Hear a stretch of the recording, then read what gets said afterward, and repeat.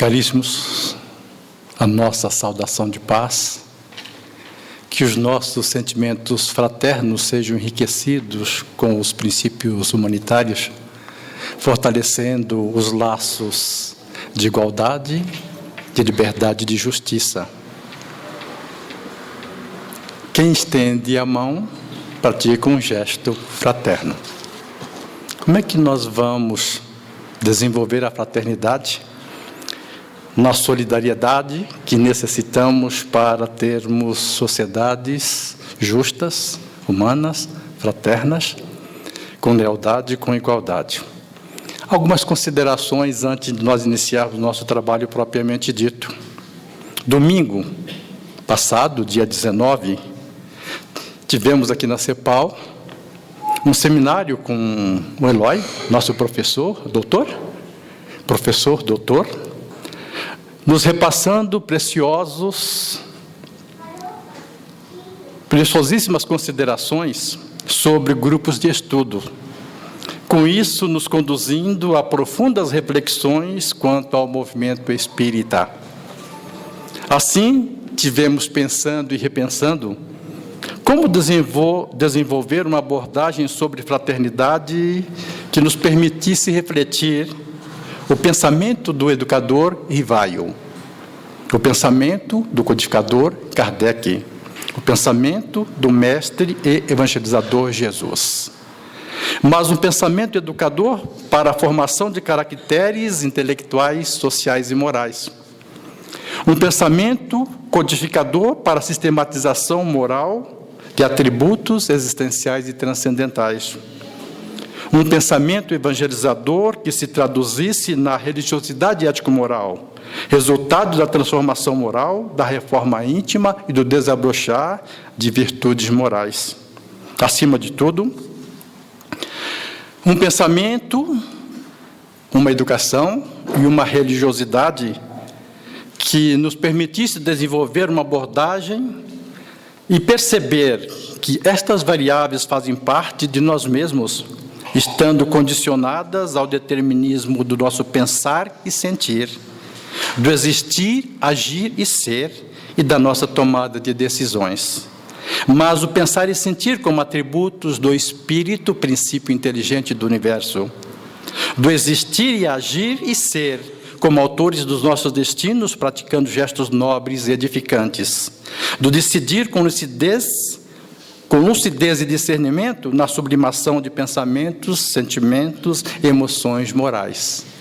Essa é uma das propostas do Espiritismo, através do movimento espírita com seus integrantes, aonde o objetivo maior é acolher, consolar, orientar.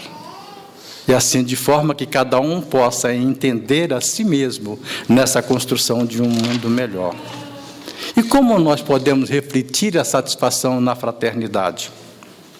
Onde quer que se encontre 2 ou 3 pessoas reunidas em meu nome, com elas eu estarei.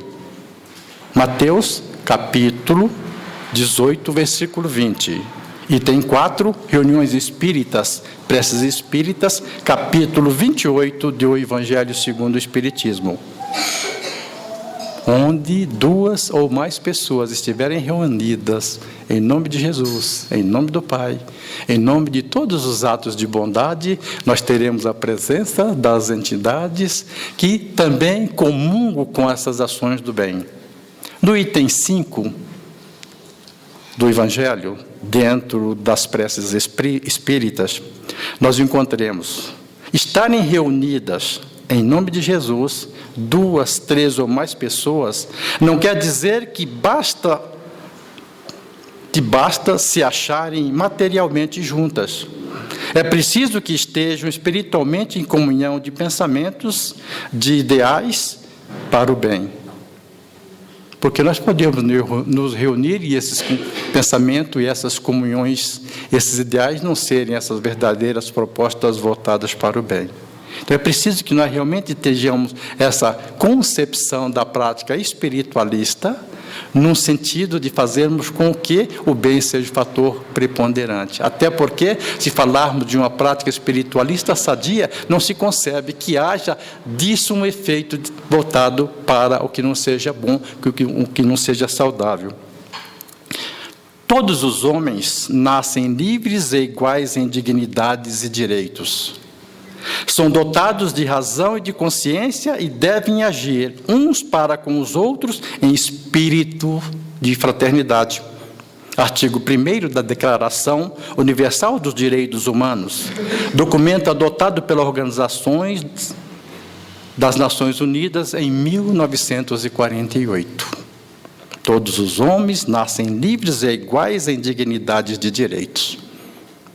Como é que nós compartilhamos essa dignidade de direito para alcançar a satisfação fraterna? Em um ambiente de reuniões espíritas, vamos trazer para o nosso lado da prática espírita, que fica mais e melhor caracterizado. Em um ambiente de reuniões espíritas, onde reine a fraternidade, compreendendo a existência do respeito e da união, sempre traz aos seus participantes uma leveza de intensa satisfação. Onde quer que nós estejamos, com esse desejo de fazer o bem, existe uma resposta mais verdadeira, até imperceptivelmente. Claro que esta percepção não se restringe às reuniões espíritas, pois que onde estiverem reunidas pessoas simpáticas entre si, irmanadas pelo ideal de promover o bem a si mesmo ou a terceiros, as consequências ou consequência natural será sempre o bem-estar. Qualquer reunião, qualquer prática, independente da atividade que se desenvolva, que vai ter essa comunhão de pensamento, essa finalidade, obviamente voltada para o bem. A intensa satisfação e o bem-estar são reflexos ou efeito da comunhão de pensamentos, de forma consciente ou inconscientemente, com ou sem o conhecimento dos envolvidos ou participantes. É algo que nós sentimos imperceptivelmente, que traduz um bem-estar que muitas vezes nós não temos sequer como descrever, em um processo perfeitamente natural. O tema comunhão de pensamentos em questão foi desenvolvido por Allan Kardec na Revista Espírita, volume 7, ano 1864, visando oferecer a todos os adeptos do Espiritismo valiosas reflexões voltadas para os objetivos finais da fraternidade.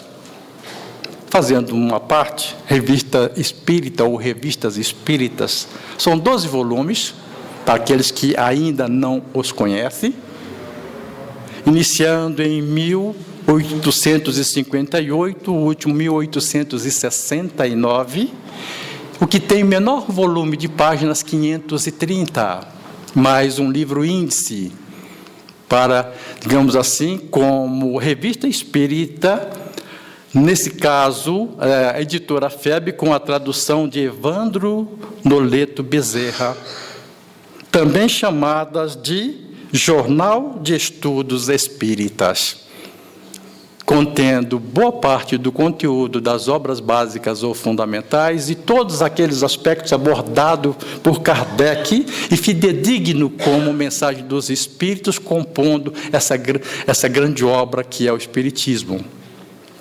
E se nós quiséssemos desenvolver um programa de estudo das obras básicas e terminar com as revistas espíritas, 20 anos seria o tempo para uma breve passagem, a partir dali aprofundar num significado maior. Mas voltando à nossa satisfação da fraternidade, tal é a consequência do sentimento de satisfação que se sente numa reunião entre simpatizantes, onde reine uma atmosfera moral saudável, imperando a lucidez e o discernimento, onde se respira comodamente com sinceridade e tranquilidade, de onde se possa sair reconfortado, porque se está impregnado de correntes fluídicas salutares, de sentimentos nobres e edificantes. Quais são as propostas das nossas reuniões familiares? Qual é o resultado dessas reuniões? Nem sempre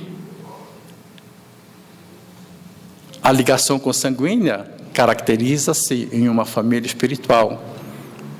Mas nós podemos ter uma família espiritual dentro de diversos grupos consanguíneos e pactuarmos, por assim dizer, com esses objetivos comuns de integridade, de lucidez, do discernimento, no sentido de produzir o bem, de auxiliar, de ser auxiliado.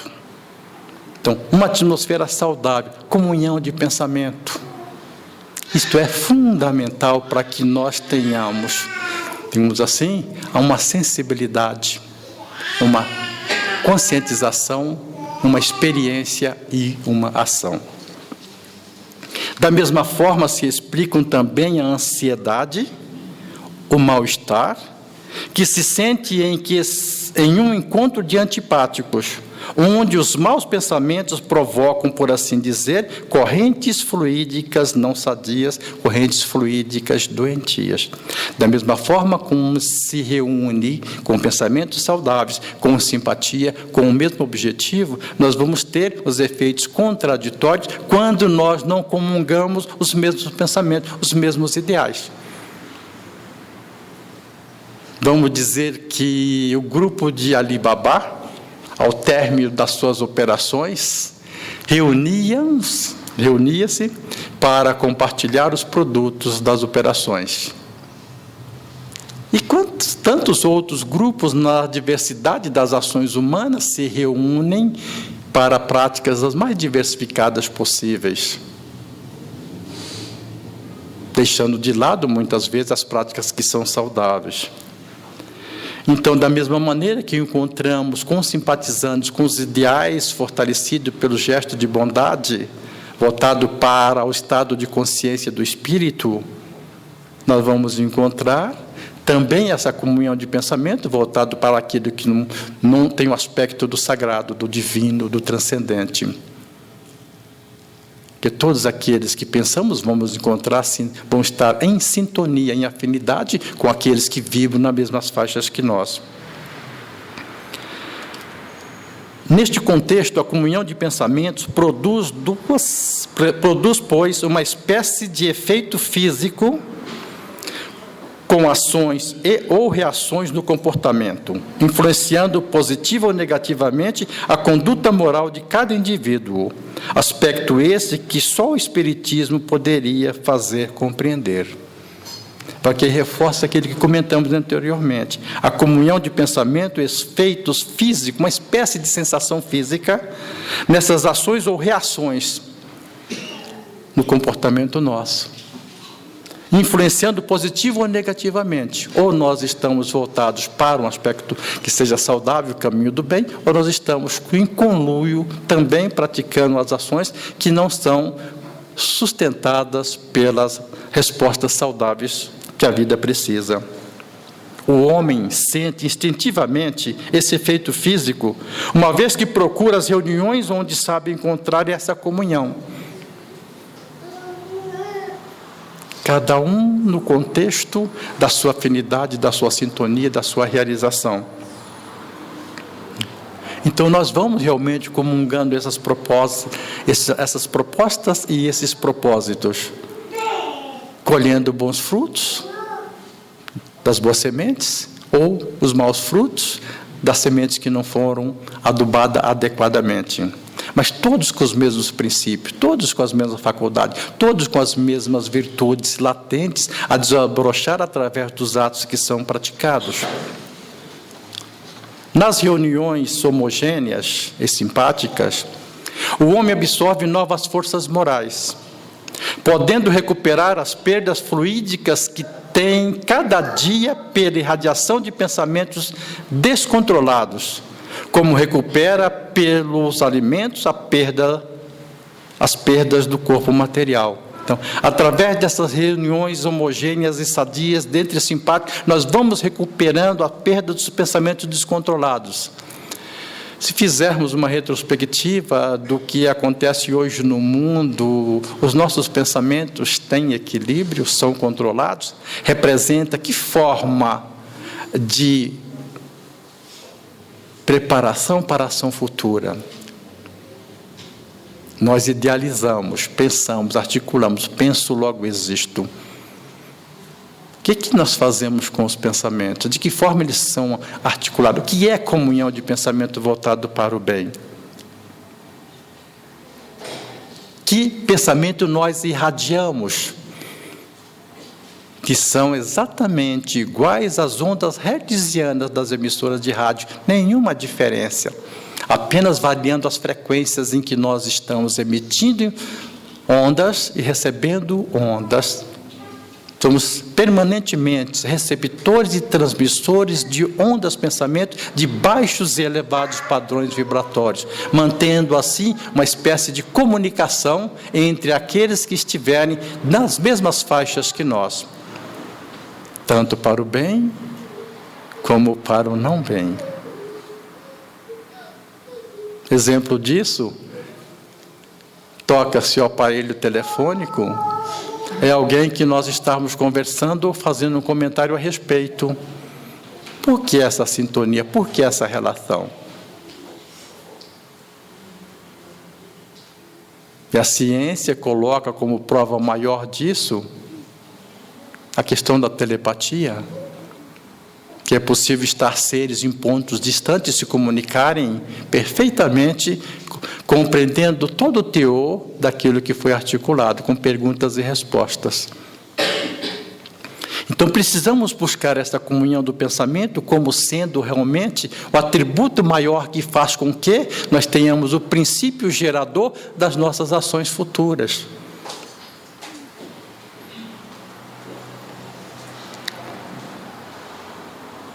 Entretanto, a comunhão de pensamento também está na homogeneidade e simpatia entre aqueles que percorrem caminhos desviados do bem. Como eu disse, então ela faz parte. Nós estamos comungando que faixa vibratória, que sintonia. Mas o que tem isto a ver com a fraternidade? Nós vamos para pontos onde realmente não haja um propósito verdadeiro, concreto, real, não haja um propósito que seja para o bem. Desta forma, todas as reuniões religiosas, qualquer que seja o culto, e a que pertençam, são fundadas ou fundamentadas sobre a comunhão de pensamentos. Aí está um efeito que pode exercer todo o seu poder, porque o objetivo deve ser o desligamento do pensamento, dos constrangimentos produzidos pela matéria.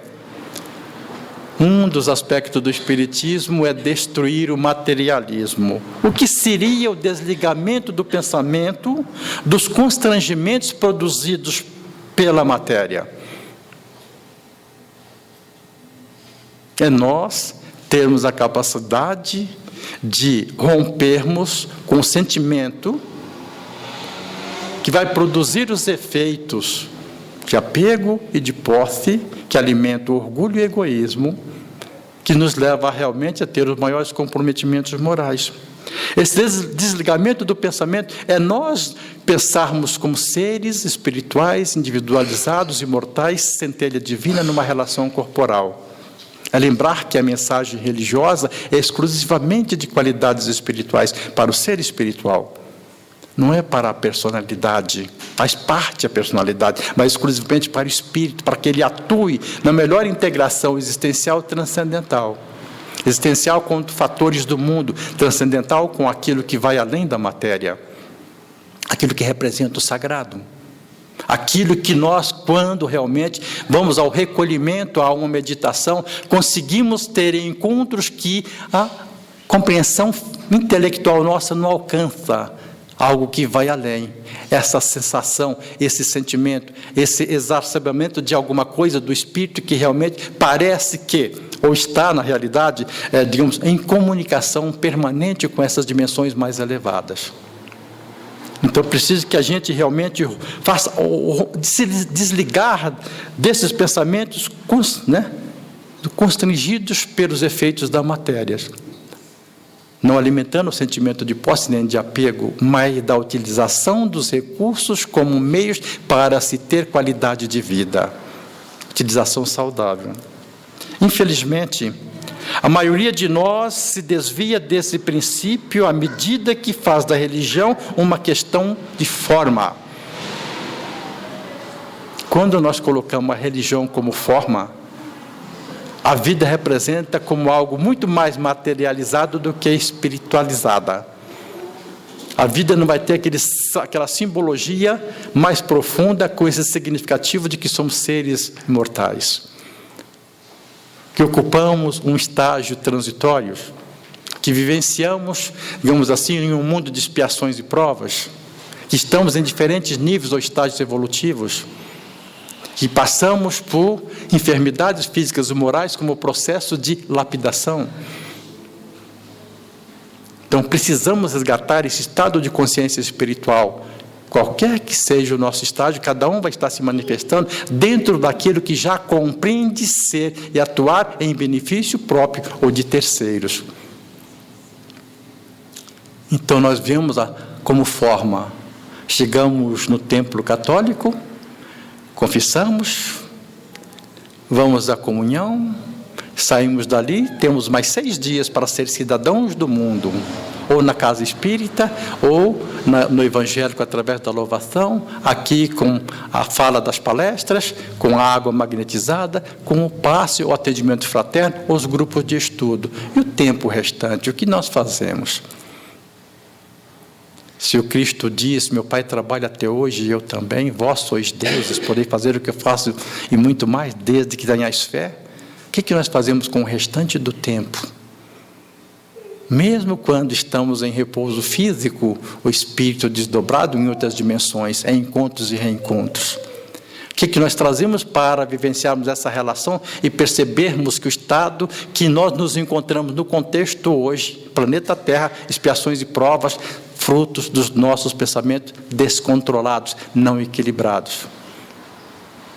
Onde está a profundidade da fraternidade para que nós percebamos que servir o outro de um gesto nobre é fazer com que nós conquistemos aos poucos a fraternidade que precisamos para com nós mesmos? E não fazer da prática religiosa apenas forma. Da adoção da religião como uma questão de forma, resulta que cada um de nós, fazendo consistir o seu dever no cumprimento da forma, acreditando estar quites com Deus e com os homens, está na realidade praticando apenas uma fórmula. Ou seja, nós deixamos de ser seres espirituais para sermos objetos da vida material, como um próprio laboratório que faz o seu processo empírico, que comprova, através dos testes, aquilo que é realidade ou não, ou fator desconhecido. Disso resulta, ainda, que cada um de nós vai nesses lugares de reuniões religiosas com os pensamentos pessoais, ou com o pensamento pessoal, por sua própria conta, e o que acontece com mais frequência, sem nenhum sentimento de confraternização, com respeito aos outros participantes, encontrando-se isolado no meio da multidão, e não pensando no céu, senão para si mesmo. Poderíamos dizer, cada um para si, Deus para ninguém? Ou ainda, estar com todos, mas sem ninguém, a coletividade do eu sozinho, ou então o grande encontro dos ausentes?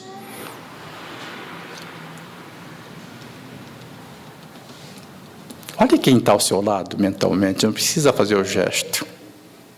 Aqueles que estão atrás ou à frente. O que nós formamos nesse grupo, senão uma unidade fraterna, uma família? O que nós buscamos na casa espírita, no templo religioso, igreja, ou no evangélico?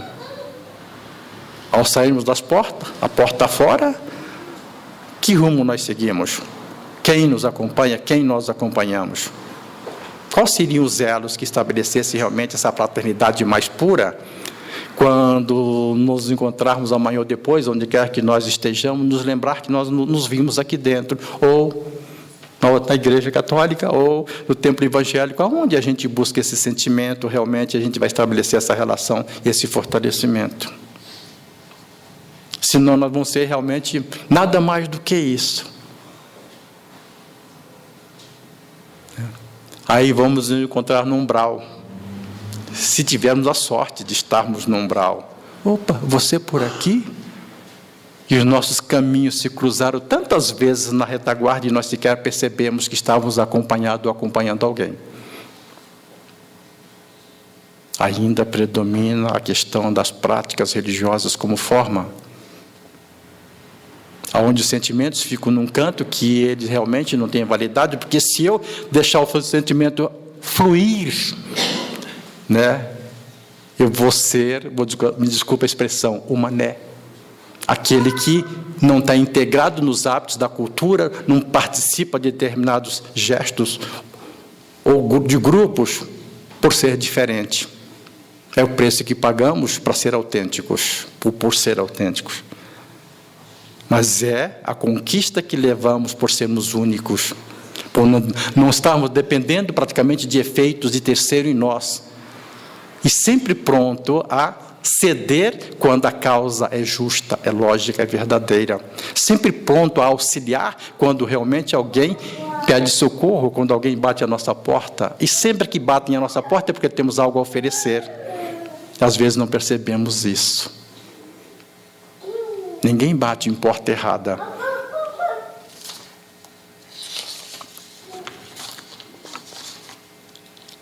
Ensinam-nos os benfeitores espirituais, por sua vez, que em ambientes fraternos, espíritas ou não, onde impere sinceridade, o desejo do bem, a assistência espiritual é sempre muito generosa em bênçãos de saúde e amparo aos que necessitam. Para os integrantes da Assembleia ou como fonte de recursos para criaturas necessitadas, próximas ou distantes de nós. Nós nos faremos presentes aonde os nossos pensamentos forem. Então, levar isso, estar aqui, pensar em alguém, onde quer que esteja, mantendo essa vibração positiva, essa energia saudável, nós estaremos contribuindo um pouco com o bem-estar nosso que oferecemos e aquele que está disposto a receber. Fazendo compreender as coisas conforme as nossas obras, conforme o Pai nos oferece a oportunidade de vivenciarmos aquilo que precisamos. É que, cientificamente, a fraternidade produz ondas de bem-estar pela força da comunhão de pensamentos que são direcionadas para amparar enfermos, proteger desalentados, orientar caídos, direcionar recursos para devotados trabalhadores do bem em qualquer denominação religiosa ou ação humana. Então, onde nós nos encontramos quando estamos sozinhos? Com quem nós nos encontramos? Emmanuel, em Justiça Divina, coloca isso com muita propriedade, que diz: se nós quisermos saber quem somos, observarmos os nossos pensamentos quando estivermos sem ninguém, porque é nessa hora que os pensamentos divagam, ganham dimensões que desconhecemos, se envolvem com tantas outras dimensões que sequer nós percebemos que existem e começamos a mentalizar coisas sadias ou não. E o que nos espera também, depois do decesso do corpo físico, no mesmo livro, Justiça Divina, ele fala que a gente, observando o que fazemos agora, e nas horas livres, nós teremos a continuidade amanhã, quando estivermos libertos da matéria. É um laboratório. Nós temos que fazer o dever de casa, fazer a lição. A casa, o corpo físico que habitamos, a terra que nos digamos assim, é o teatro que nos ampara. E assim temos que continuar caminhando. Verdadeiramente sabem os que participam de grupos sérios, constituídos de pessoas afins entre si, da satisfação, da alegria que sentem nestes ambientes dos encontros e reencontros semanais. Estamos falando especificamente da Casa Espírita, que tem os estudos semanais. Então, faça um estudo. Se não tem tempo, faça em casa. procura se identificar com aquela ordem religiosa ou com aquela religião que traz para você a mensagem que se identifica com o seu eu interior, com o nosso interior, que é verdadeiro, que é autêntico, que expressa o que nós somos? Um tempo para nós. E nós vivemos dizendo que não temos tempo, porque tempo só tem quem apropria dele. Quanto mais ocupado, mais nós nos apropriamos de tempo. Quanto mais pensarmos, mais nós nos conhecemos, mais nós mergulhamos nessa dimensão da individualidade, do ser espiritual, na relação corporal. Sem nenhuma perda de momento. Quanto mais ocupado, mais tempo nós temos, mais estaremos dispostos a criar novas situações. Ao mesmo tempo, o conhecimento das forças que se pode absorver nessas reuniões, fortalecendo o ânimo e a saúde, torna-se muito comum.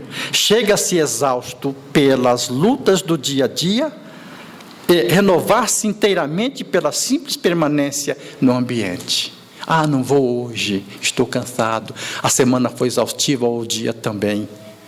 Mas eis que algo nos impulsiona a comparecer, a estar presente, e saímos dali sequer pensando dos labores da semana que terminou, ou do dia que foi, ou da semana que virá. É um momento realmente de fazer com que esse sentimento fortalece realmente a cada um que tem esse propósito. E podemos fazer isso nas nossas preces, nos nossos encontros íntimos com nós mesmos, estando rodeados de mentores e benfeitores espirituais nessa comunhão do bem, colhendo os frutos bons das boas sementes que semeamos.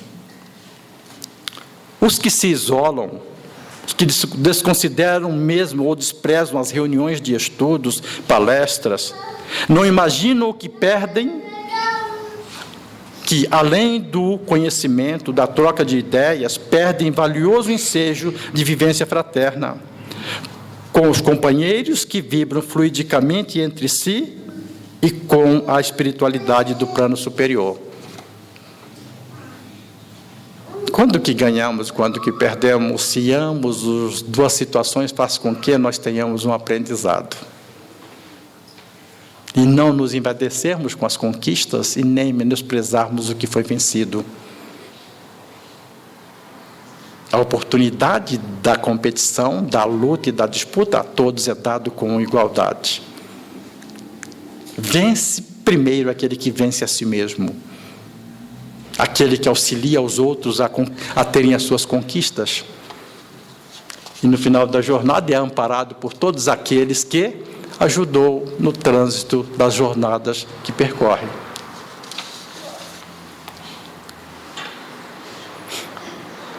Aqueles que se isolam ainda, desperdiçam a oportunidade de receber os benefícios da união nos ideais e objetivos comuns voltados para as ações nobres e edificantes. Como nós citamos lá atrás, a sociedade ou a coletividade do eu sozinho. Alguém postou na rede de comunicação exatamente algo característico com relação às comunicações que nós temos nessas redes de comunicação, quando nós temos milhares de amigos, mas olhando para frente e não vemos ninguém, nem dos lados, nem para trás. Estamos isolados, principalmente na hora da necessidade.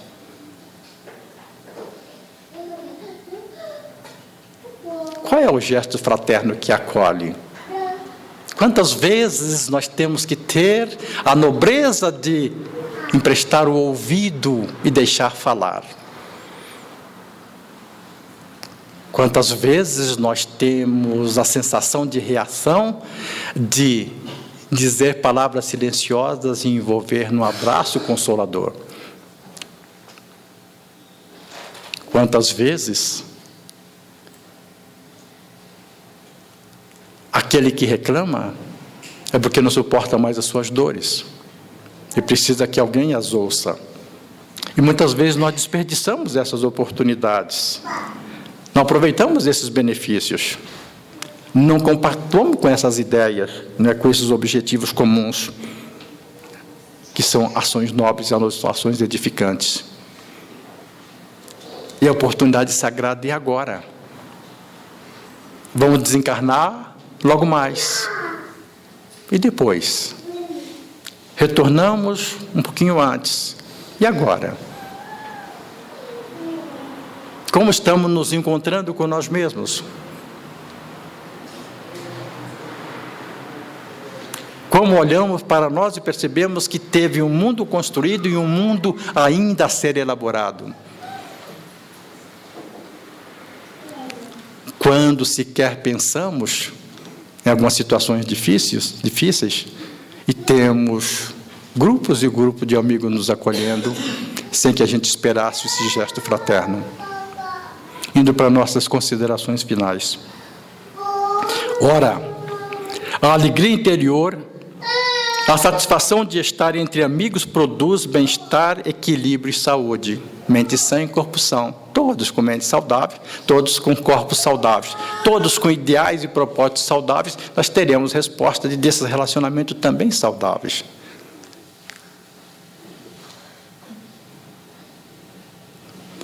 Então, como ausentar-se ou isolar-se, conhecendo os benefícios da fraternidade? Façamos um convite, aceitemos um convite.